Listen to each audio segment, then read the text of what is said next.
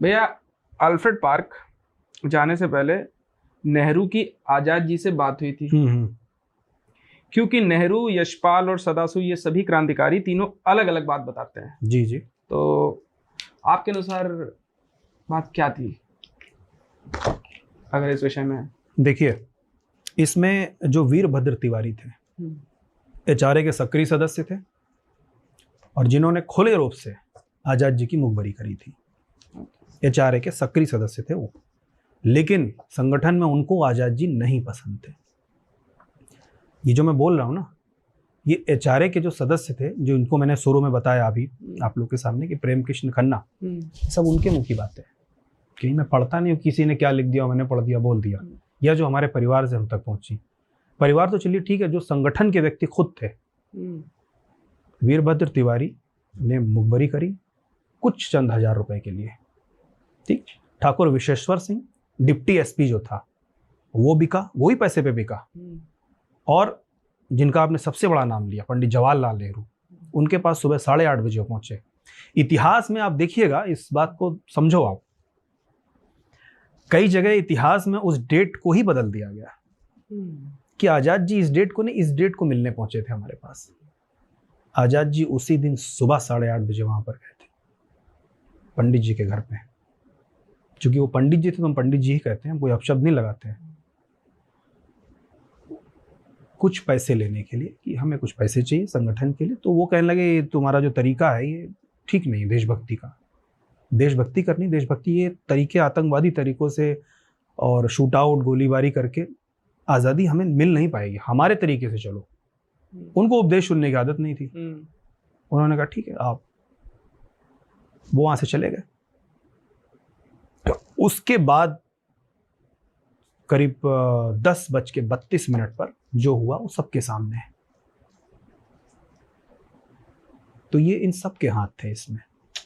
Not Babar वहां पर आता है, अपनी कार से उतरता है, पहली गोली। पुलिस की जो रिपोर्ट है, पुलिस की रिपोर्ट है, उन्होंने एक रिपोर्ट बनाई अपनी, पूरी रिपोर्ट है, और रिपोर्ट में ये लिख दिया, मतलब ये ऐसा है कि जब हमको किसी को, जैसे मैं बताता हूँ, भगत सिंह जी थे, सैंडर्स हत्याकांड हुआ, मारने तो स्कॉट को गए थे पर मर गया सैंडर्स। तो वहां पर जब सजा देनी थी तो वो अदालत तो नकली थी, वहां पर जज भी थे, वकील भी थे, लेकिन जो होना था पहले से तय था। भगत सिंह जी को फर्जी सजा सुना करके केस देके फांसी पे लटका दिया। वो कैसे मान लेते कि हम इनको देशभक्त घोषित कर दें? वो तो आतंकवादी घोषित करेंगे ना, वो तो यही कहेंगे हमारी गोली ने, हमने मारा इनको। और यही अल्फ्रेड पार्क में हुआ, जो इंटरनल बात में बता रहा हूँ, यही उन्होंने दर्ज किया उसमें कि नहीं अपनी गोली से नहीं, हमारी गोली से मरे। वो क्यों कहेंगे आजाद आजाद थे, वो आजाद रहेंगे। लेकिन आजाद जो सिराज उनके साथ अंतिम समय पार्क में थे, सुखदेव राज उनका नाम था, और आजाद जी उनको सिराज प्रेम से बुलाते थे। और वो उन्होंने उनको नहीं, जब पहली गोली चली बाहर से, क्योंकि मुखबरी बहुत पक्की थी 3 तरफ से, विश्वेश्वर सिंह डिप्टी एसपी, और जो superintendent of Uttar Pradesh police था वो था Nott Bower, sir John Nott Bower. Car से जिस गेट से आप जाते हो ठीक वैसे जहाँ प्रतिमा लगी है, बस वहीं पर, वहां पर पेड़ था पहले, जामुन का पेड़।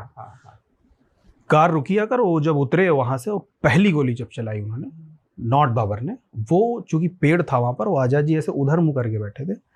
और हालांकि उन्होंने जो लिखा है वो बयान में सब गड़बड़ लिखा है कि हम गए, हमने पूछा, ऐसा कुछ भी नहीं था। तुमको पता है वहां चंद्रशेखर आजाद है, तुम पूछने जाओगे?